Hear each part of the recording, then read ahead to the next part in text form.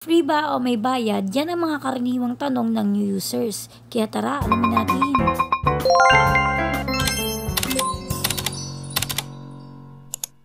So ito na nga, after ng ilang months na paghihintay at pagre-reapply, ay na-approve na rin kayo sa wakas dito sa SPayLater. Kaya nagkaroon na kayo ng credit limit. So ano nga ba itong 1,000? Libre nga lang ba ito o dapat nyong bayaran? So kaya ako gumawa ng video na ito kasi maraming nagko-comment, free nga lang ba daw ang SPayLater or kailangan siyang bayaran? Siyempre dahil tayong mga old user is alam na natin yung mga dapat gawin, kaya para sa new user na lamang ang video na ito. So ang SPayLater ay magkakaroon kayo ng credit limit. Ang credit limit na yon, yung makikita nyo is yung 1,000, 500, 3,000. Depende kasi yun sa ibibigay sa inyo ni Shopee. Ayun, kapag ginamit nyo yun sa pag-order sa Shopee, so ito halimbawa kagaya ng ginagawa ko is umu-order na ako at makikita nyo dyan mamaya yung ginamit kong payment ay SPayLater. So yung SPayLater ay isang buy now pay later na program ni Shopee. Kaya nga siya SPayLater kasi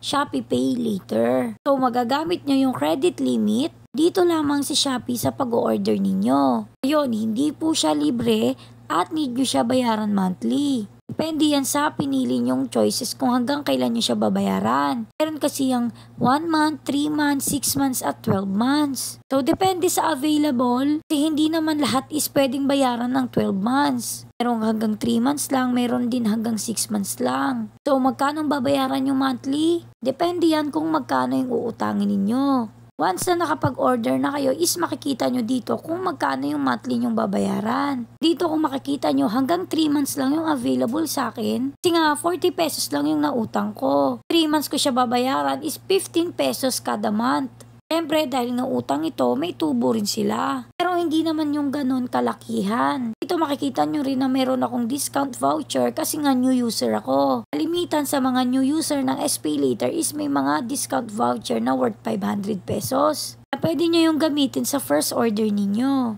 So again, ang SPayLater ay hindi free at ito ay kailangan yung bayaran monthly. So ayun nga na, sana may natutunan kayo sa video na ito at lagi yung tandaan, loan at your own risk. Thank you for watching.